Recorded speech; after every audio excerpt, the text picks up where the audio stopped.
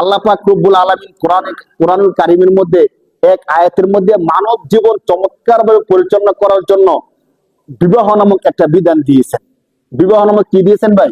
একটা বিধান দিয়েছেন আল্লাহ পাক রব্বুল আলামিন সূরা নূরের 32 নম্বর আয়াতের মধ্যে আল্লাহ তাআলা বলেন, ওয়ানকিহুল আয়ামা মিনকুম ওয়াস-সালিহিনা মিন ইবাদিকুম ওয়া ইমাইকুম ইয়াকুনু ফুকারা ইউগনিহিমুল্লাহু মিন ফাদলি।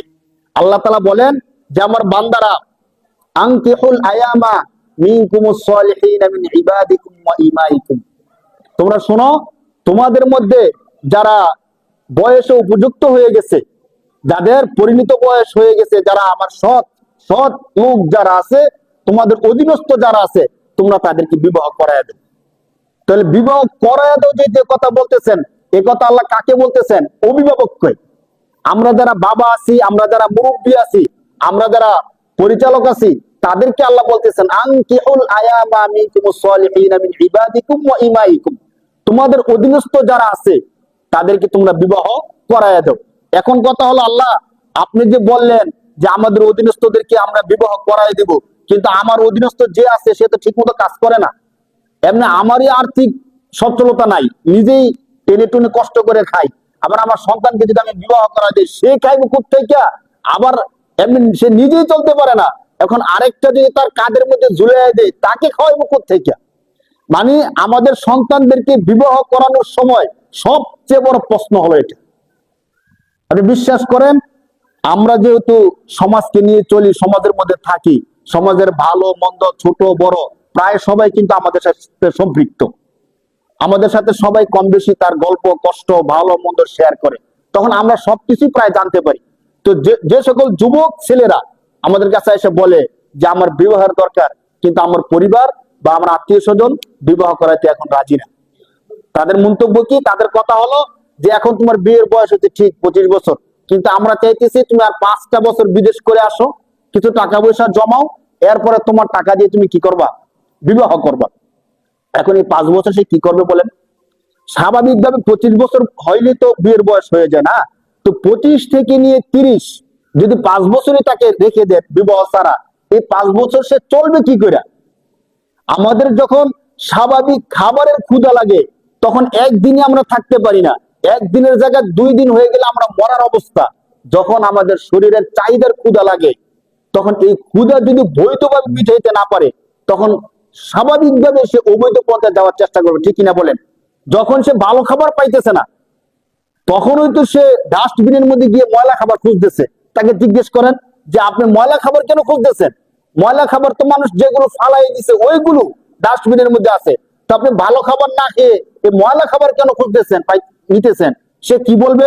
যে ভাই আমি গরিব মানুষ, ফকির মানুষ, মিসকিন মানুষ, আমি তো ভালো খাবার খাওয়ার সামর্থ্য আমার নাই, এই জন্য আমি ময়লা খাবার নিতেছি। তো এখন যাকে আমরা তার সময় হয়ে যাওয়ার পরেও বিবাহ করাচ্ছি না, যখন আল্লাহ না করুক সে যখন গুমরা হয়ে যায়, ভ্রান্ত পথে পা বাড়ায়, যখন সে পতিতার দিকে যাওয়ার চেষ্টা করে, তখন যদি তাকে বলা হয় যে তুমি এমন নম্র ভদ্র ভালো মানুষ, তুমি কেন এখানে আসছো? তখন কি সে বলবে না যে বৈধভাবে পাই নাই, এই জন্য আমি কেন এখানে অবৈধভাবে এখানে আসছি, বৈধভাবে না পাওয়ার কারণে? আল্লাহ পাক রব্বুল আলামিন অভিভাবকদেরকে বলতেছেন আনকিহুল আয়ামা মিনকুম ওয়াস-সালিহিনা মিন ইবাদিকুম ওয়া ইমাইকুম, হে অভিভাবকরা, তোমাদের অধীনস্থ যারা আছে, যদি তোমাদের সামান্য সুযোগও থাকে তোমরা তাদেরকে বিবাহ করায় দাও। এখন আল্লাহকে প্রশ্ন করা হলো যে আল্লাহ আপনি যে বললেন বিবাহ করায় দিব, বিবাহ করায় দিতে তো কোনো সমস্যা নাই, বিবাহ করায় দিতে আমাদেরও ভালো লাগে, আমরা হচ্ছে আমাদের সন্তানদেরকে বিবাহ করায় দিই, কিন্তু সে খাবে কি, আবার তার স্ত্রীকে খাওয়াবে কি? সে তো নিজেই চলতে পারে না।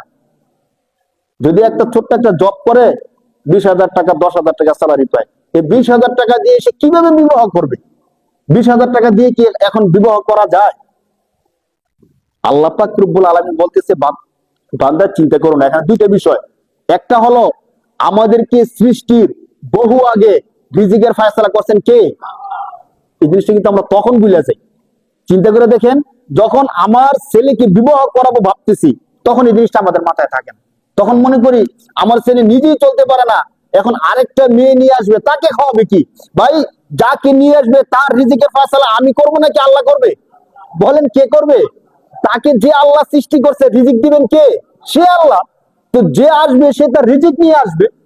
আমি কেন এই চিন্তা করতে যাই? এক নম্বর কথা।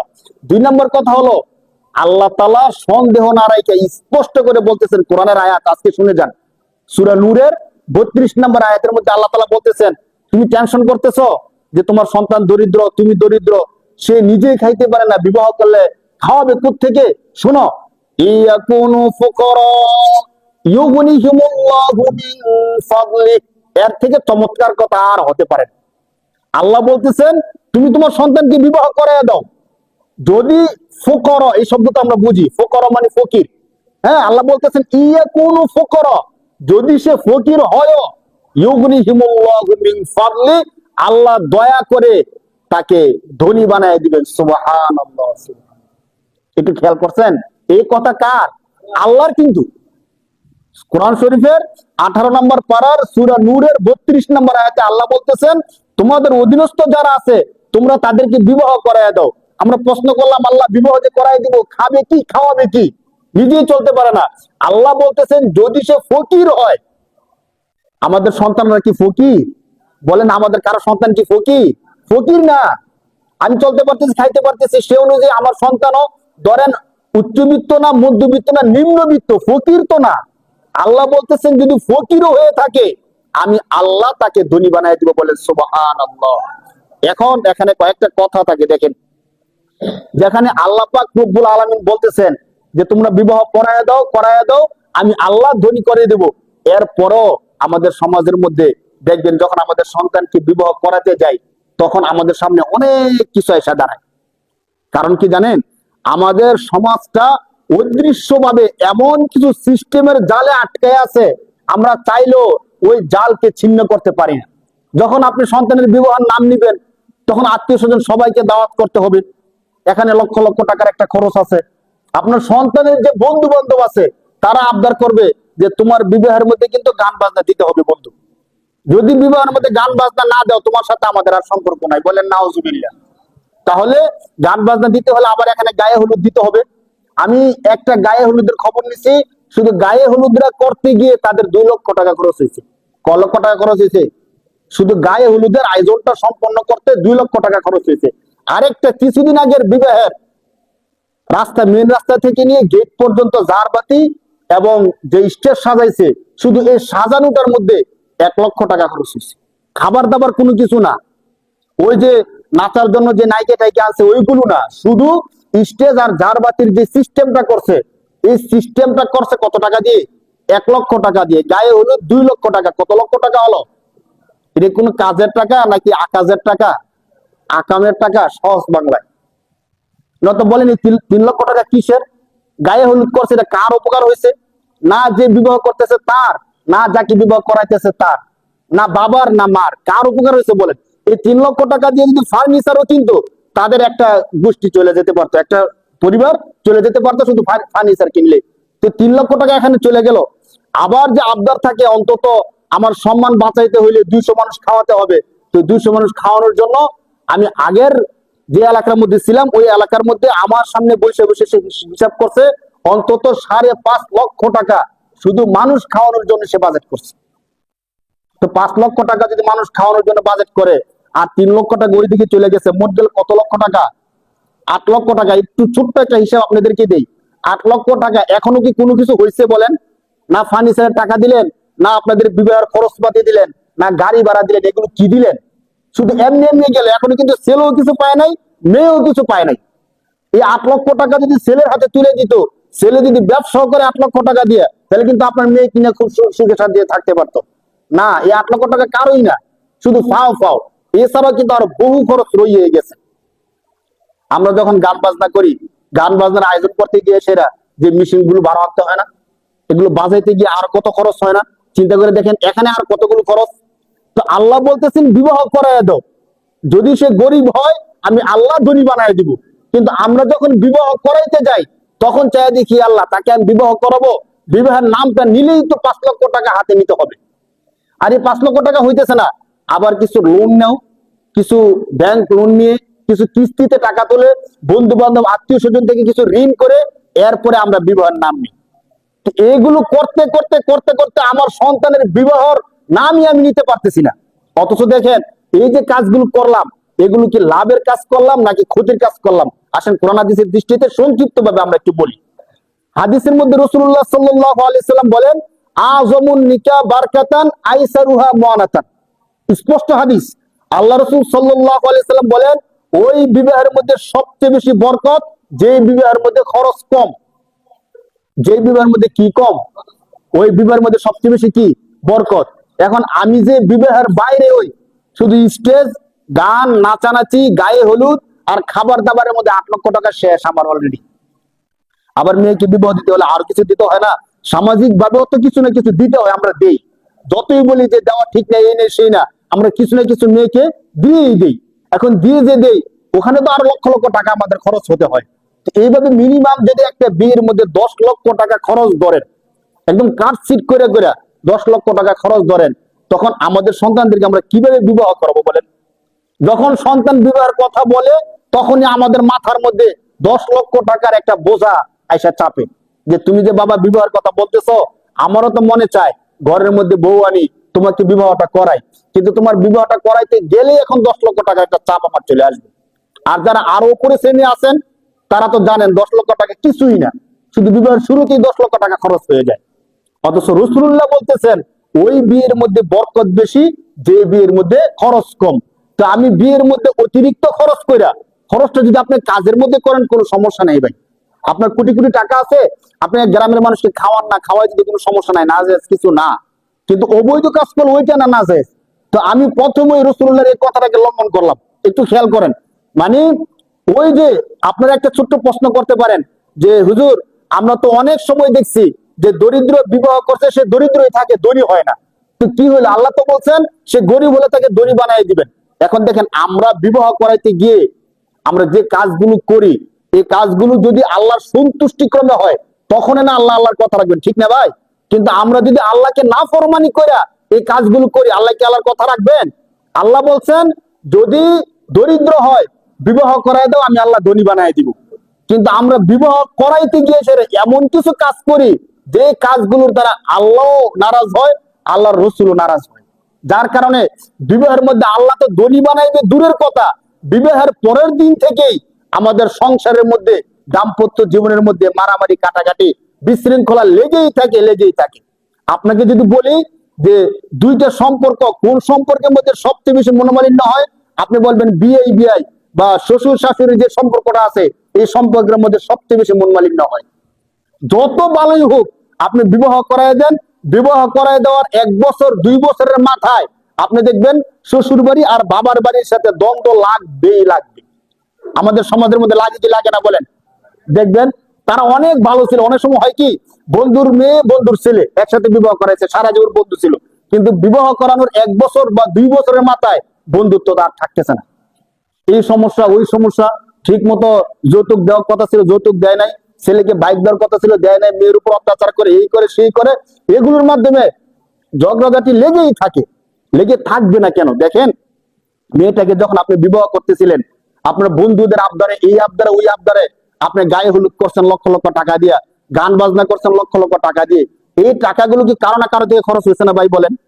আমাদের বাংলাদেশের মানুষের তো এত অডালা টাকা নাই যে শুধু শুধু টাকা ফেলে দিবে। তো যার থেকে টাকাটা খরচ হয়েছে, তার মনে তো একটা কষ্ট আছে। তো এত সে চিন্তা করে, আমার মেয়েটাকে 10 লক্ষ টাকা খরচ করে বিয়ে করাইলাম, ছেলে মনে হয় সোনার সোহাগা করে এমন ভাবে রাখবে যে দুধে দেওয়া তুলসী পাতার মতো। আমার মেয়ের পায়ের মধ্যে মাটি লাগতে দিবে না, শুধু খাটের মধ্যে বসায় বসায় খাওয়াবে, কারণ 10 লক্ষ টাকা খরচ করে আমি দিয়ে দিছি। ছেলেরা তো এমন করে না।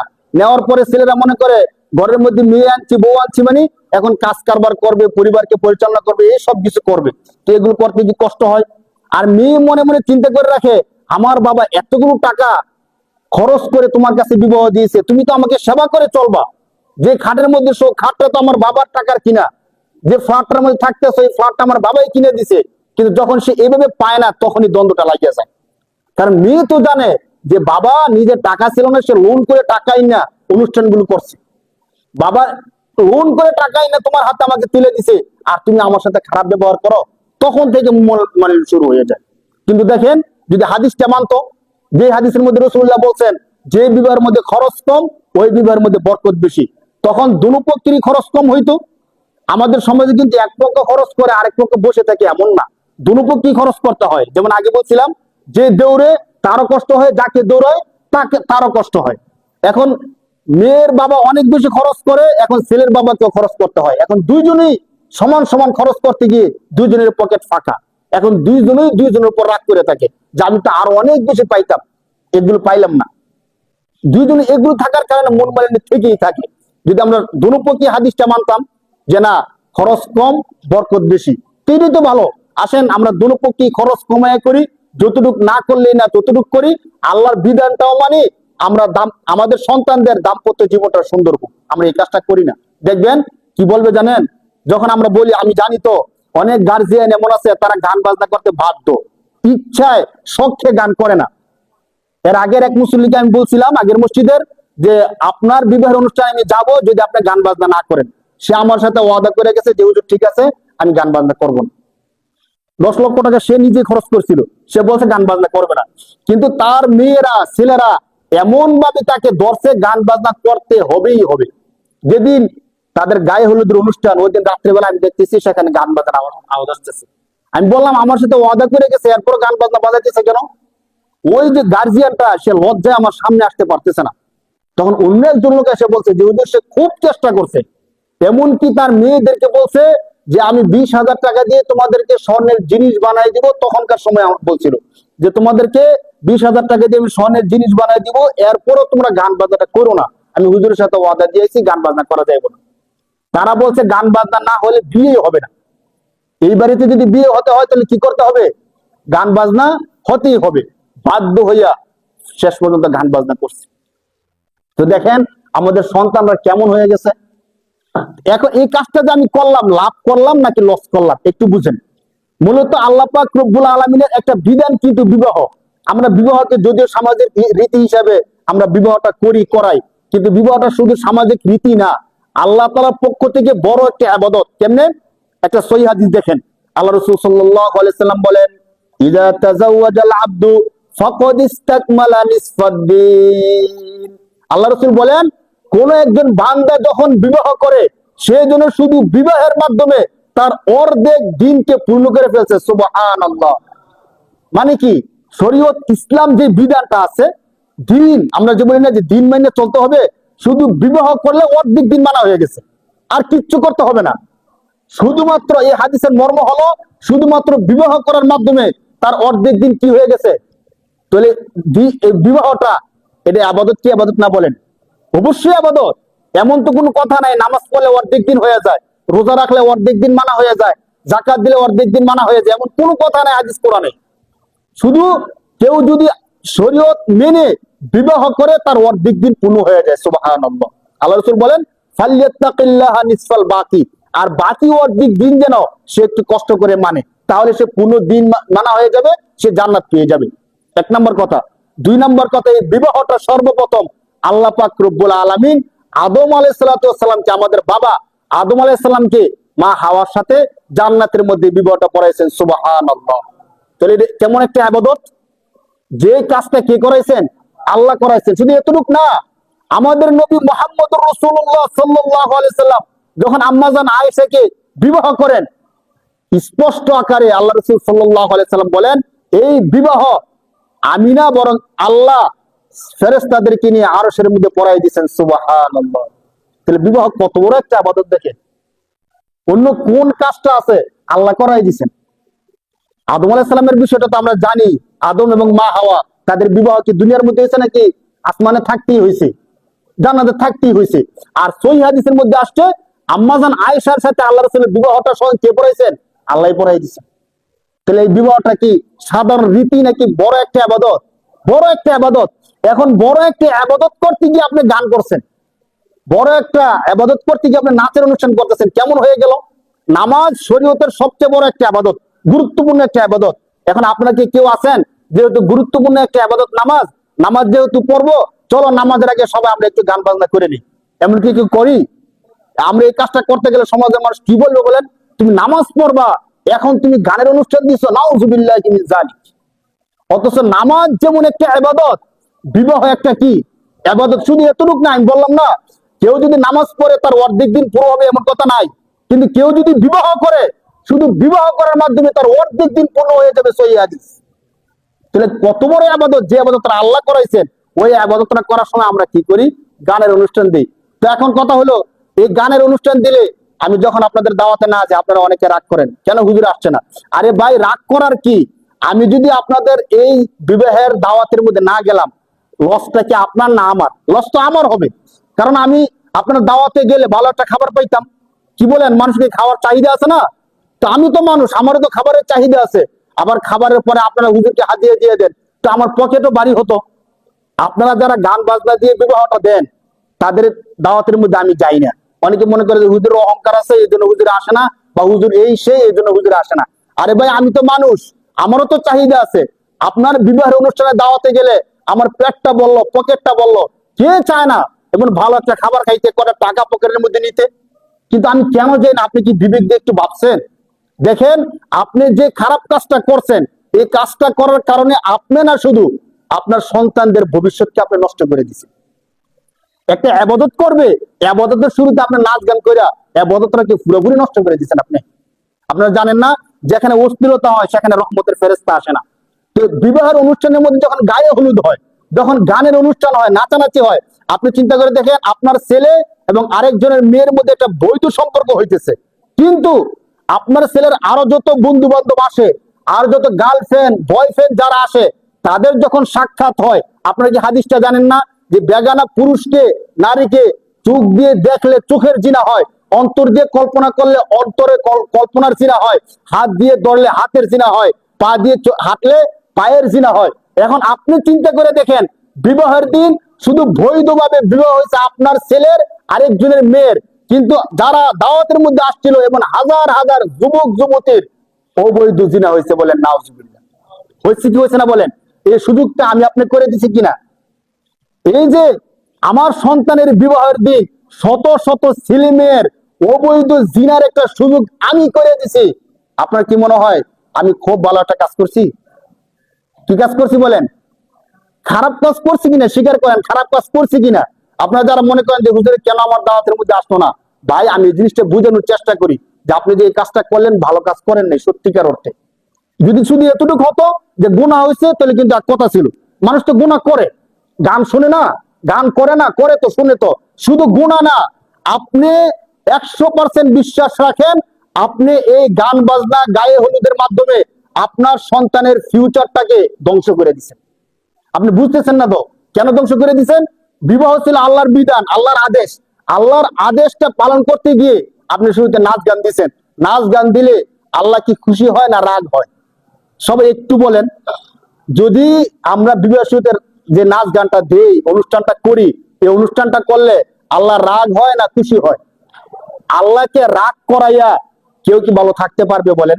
যে আল্লাহ আমাদেরকে শান্তি দিবে, দোয়া করি কার কাছে? আল্লাহর কাছে, যে আল্লাহ আমাদেরকে সুখময় দাম্পত্য জীবন দান করেন, আমাদেরকে এই দান করেন, ওই দান করেন, নেক সন্তান দেন। সবকিছু কাকে বলি? আল্লাহকে।